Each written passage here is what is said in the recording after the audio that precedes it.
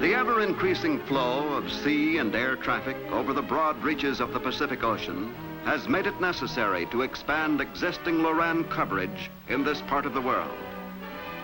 One of the places where this problem is very pronounced is the Philippine area.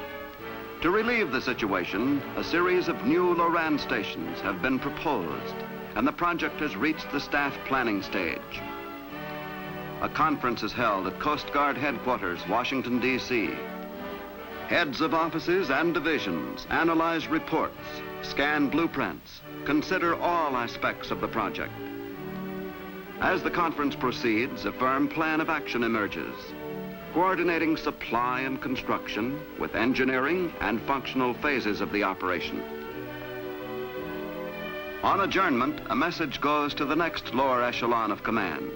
In this instance, the Commander 14th, Coast Guard District, Honolulu. Upon receipt of the message at 14th District Headquarters, officers of the Civil Engineering Section are assigned to work out details for selection of sites, procurement, and transport of materials. Aerial surveys soon locate the best sites.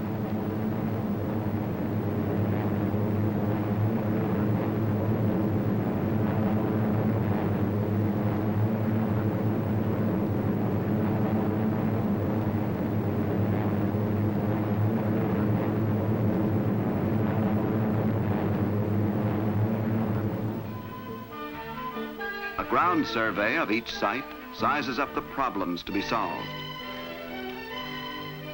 By the time sites have been selected, plans for the operation have been completed. Equipment and supplies assembled for loading aboard the Coast Guard supply ship, Kukui, an old hand at this kind of job. Quantity is exceeded only by a variety of materials. Whether it's antenna poles or bags of cement, each item receives careful handling.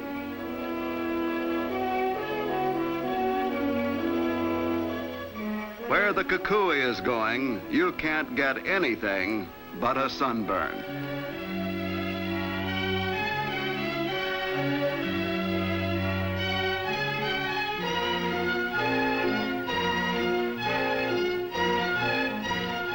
Every last bundle of lumber, every last load of oil drums, every last piece of small package freight must arrive in good condition, or long delays in construction will result.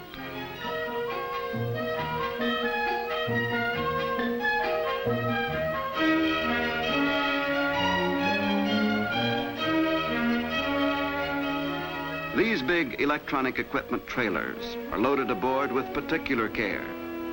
In them is the heart of the operation. An intricate maze of Loran transmitting, timing, and receiving equipment.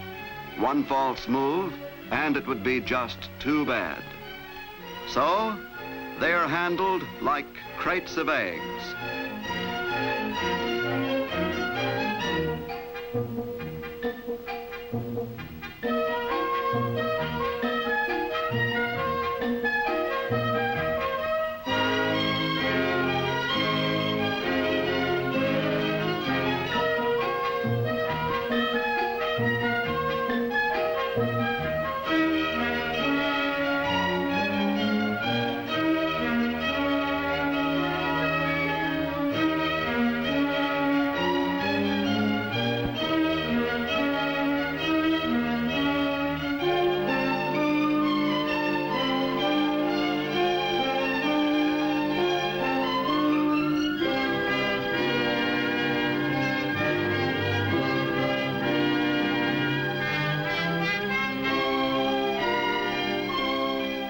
As the last trailer is lowered into the hold, food supplies start coming aboard. Plenty of meat, vegetables, and fruit to satisfy hearty appetites in the weeks ahead.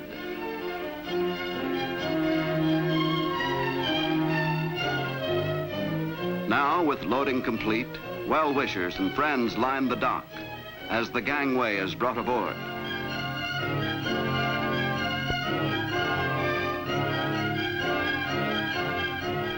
Mooring lines are cast off and taken in, and the Kukui gets underway.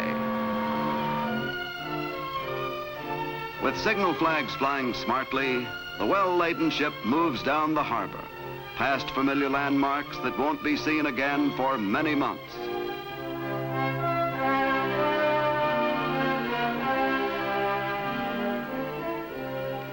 Before she heads this way again, thousands of miles of blue Pacific water will have passed under her keel, and much hard work will have launched a new chain of Loran stations.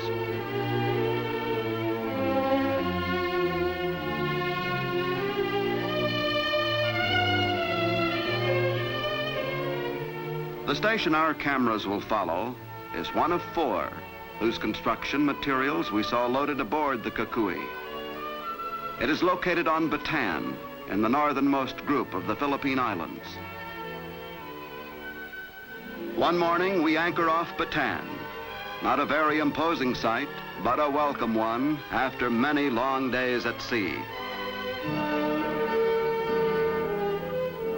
First order of business is a talk with local officials. Details of the operation are discussed and arrangements made for obtaining local labor.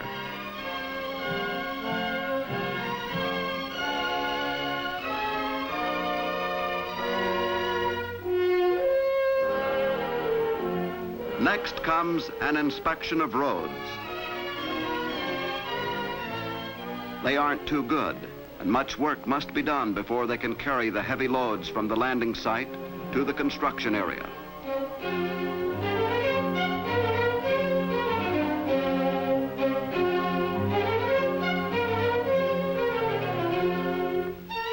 While considering this problem, a refreshing drink in the tropic heat is welcome.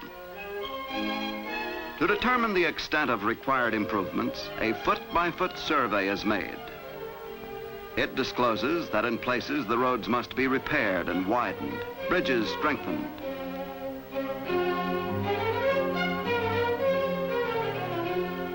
Sharp turns straightened, steep grades cut down.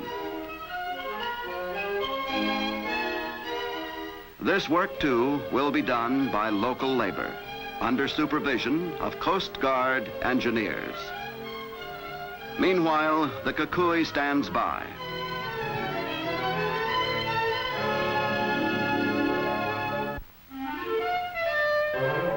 Finally, the word to offload cargo is given. First off are the unwieldy antenna poles. They're 90 feet long and full of fight.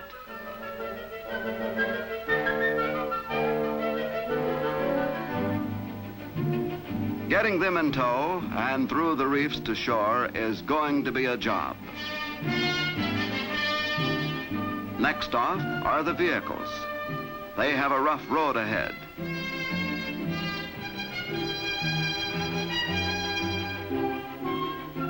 Now, with offloading well underway, cargo flows onto the landing site in a steady and varied stream.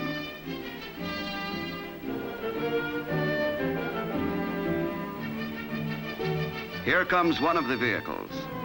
Getting them ashore is only the beginning. Days of hard work will follow before they're where they belong. But with equipment like this, the job will get done.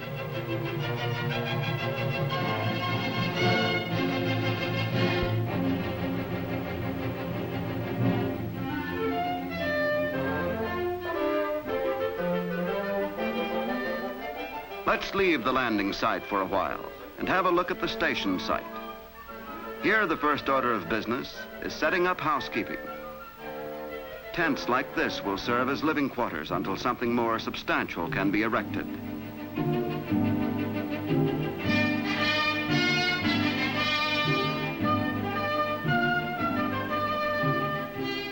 Brush hooks and axes team up with bulldozers to clear the area.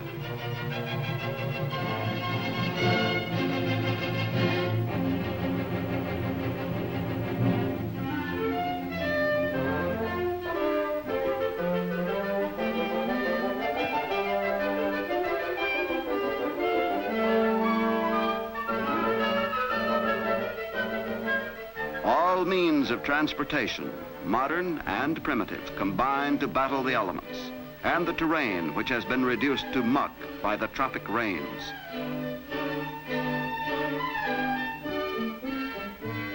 You need all the hands and tools you can get on a job like this.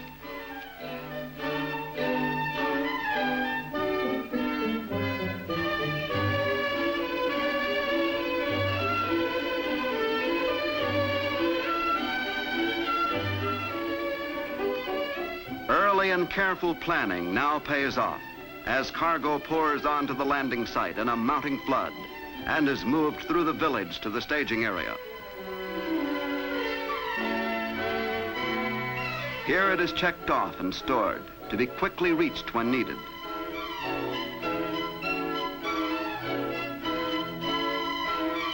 What a variety of material. Who would think you'd need all that to build a Loran station?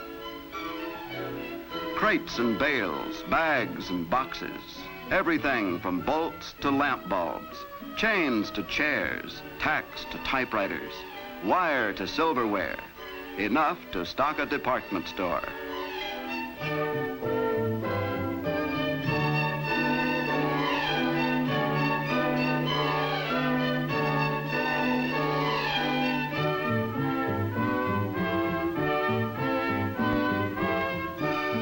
A list of this stuff would read like a mail order catalog.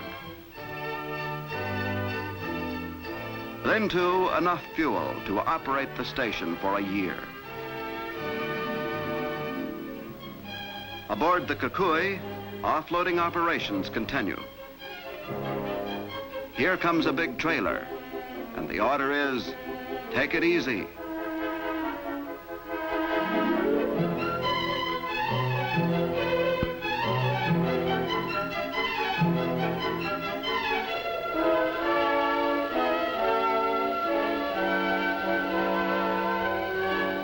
They are hard to work up out of the holes, over the side, and into the landing craft.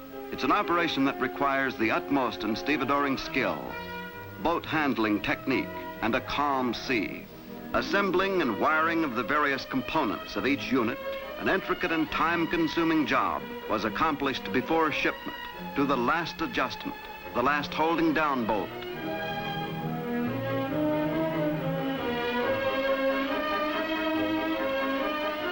Such pre-packaging of Loran equipment, complete and ready to go, greatly expedites getting the station on the air.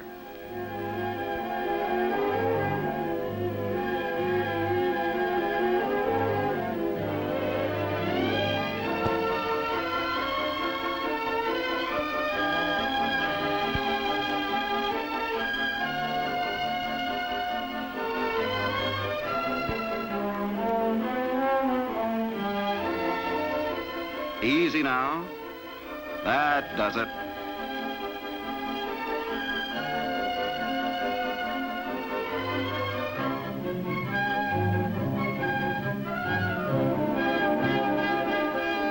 But there's a tough haul ahead. When the trailers reach the station site, they can rest a while. Over the highways of the United States, from the east to the west coast they came. Then over thousands of miles of ocean. Now it's just a few more miles to journey's end.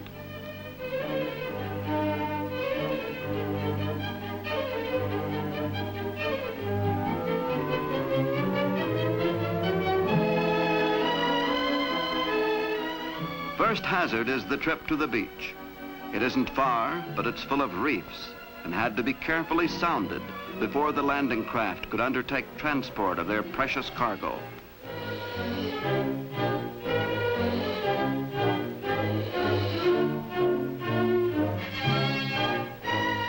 Then comes the ticklish job of getting the trailers ashore. And this is where selection of a good site with a firm and gently sloping beach pays off.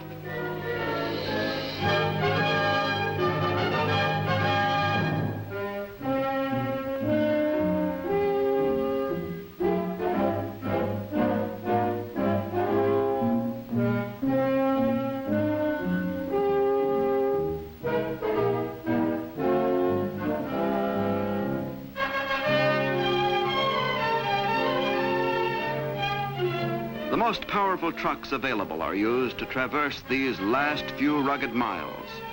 Miles of steep, narrow roads, carved from the mountainous terrain of the island.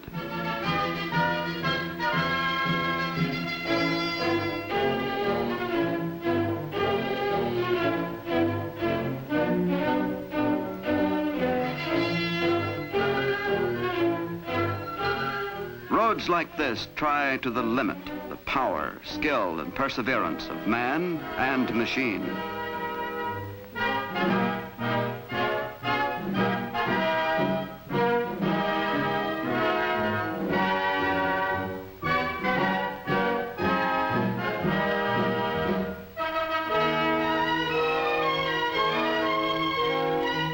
It's a nerve-wracking ordeal, and all hands heave a sigh of relief when that critical turn is rounded. There's still some bad spots ahead, but the worst is over.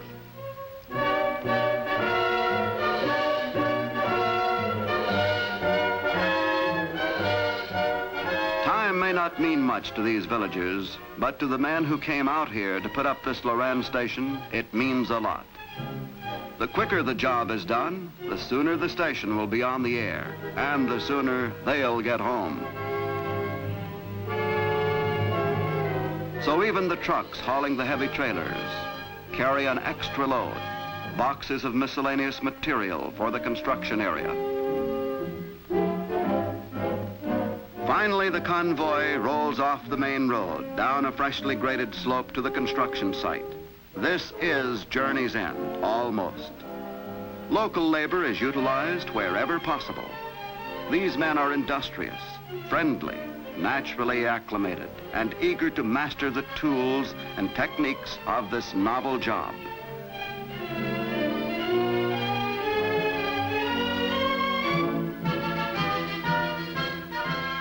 They work with enthusiasm and pride.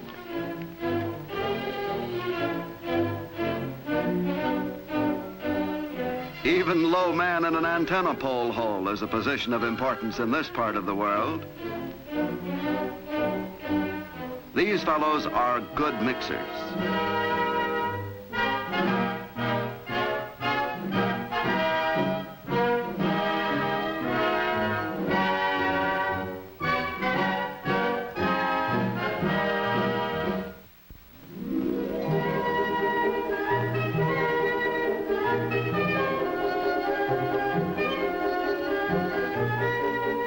This wheelbarrow chauffeur is a big man in the cement gang. He wouldn't swap for anything short of boss man.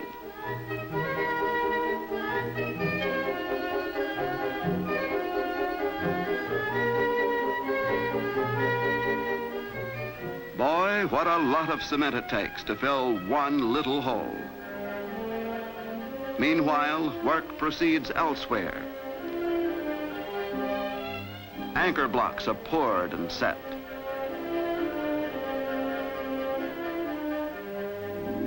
Antenna poles will be guyed to them. This will give the poles extra strength to resist the typhoons that sweep the area at certain seasons. Raising a 90-foot antenna pole is always a critical operation. Dangerous if not done properly. Tedious at best.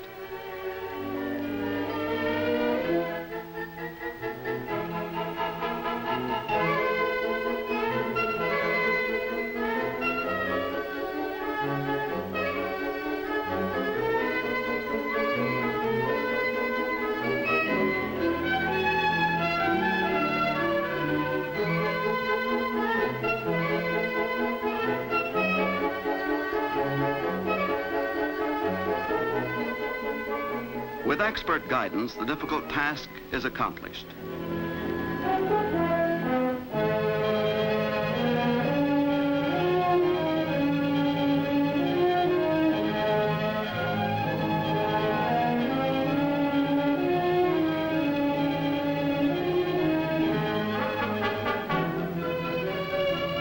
Primitive manpower, plus a modern tractor and heavy cables, wrap up a tough job in record time.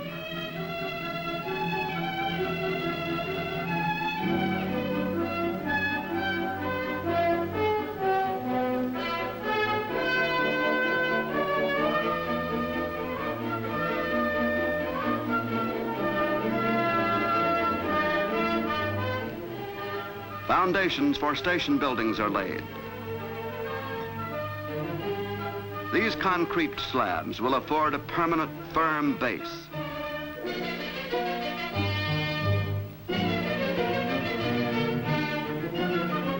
Plumbing lines are run.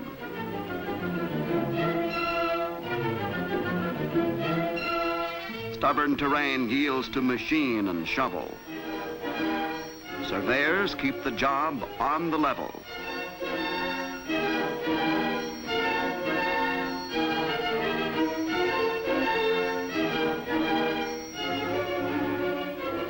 At last, the basic work is done.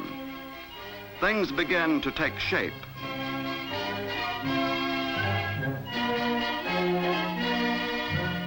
Much to the interest of the sidewalk superintendents. This is the target the whole operation was aimed at.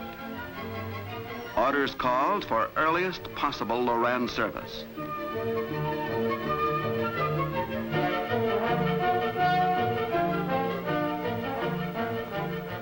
Construction was planned accordingly and has been executed.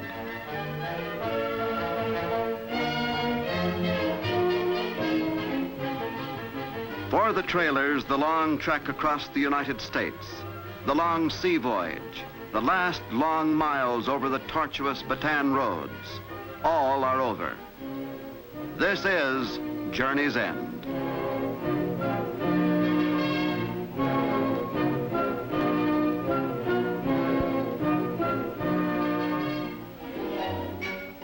With the trailers in place and secured against tropic winds, final work is completed fast.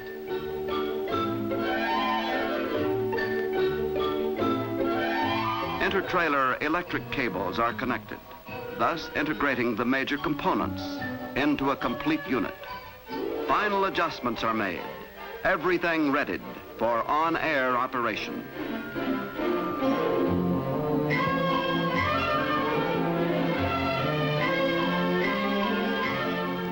The Loran equipment gets a particularly careful check.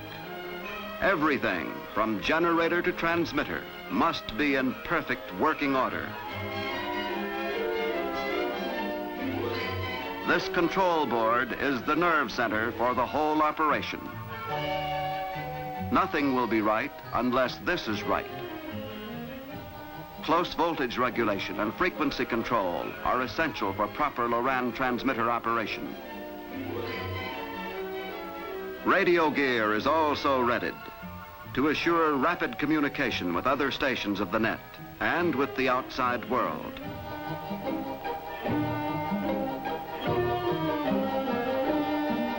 Designated radio frequency channels are set on transmitter equipment.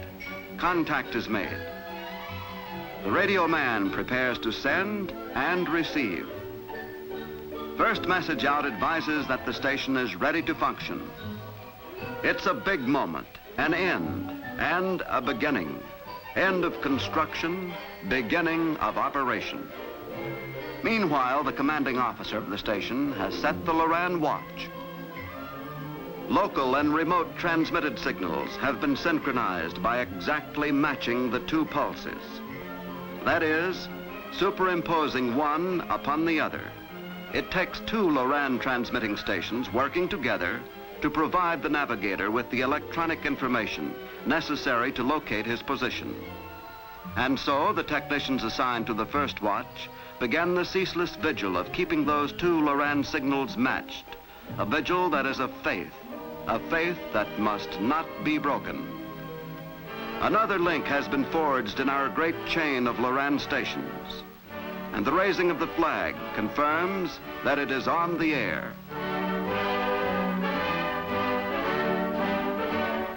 Here, carved out of the ancient Philippine land, is another tribute to modern man's determination and ingenuity.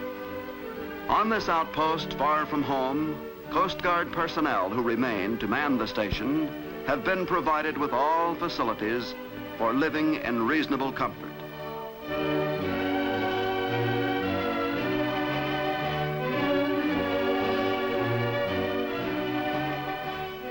They have a duty to perform, a watch to keep.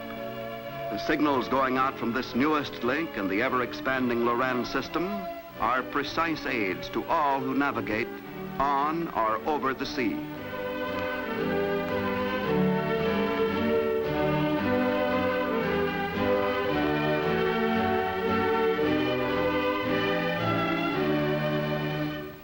Ships and aircraft, military and commercial, in fair weather and foul.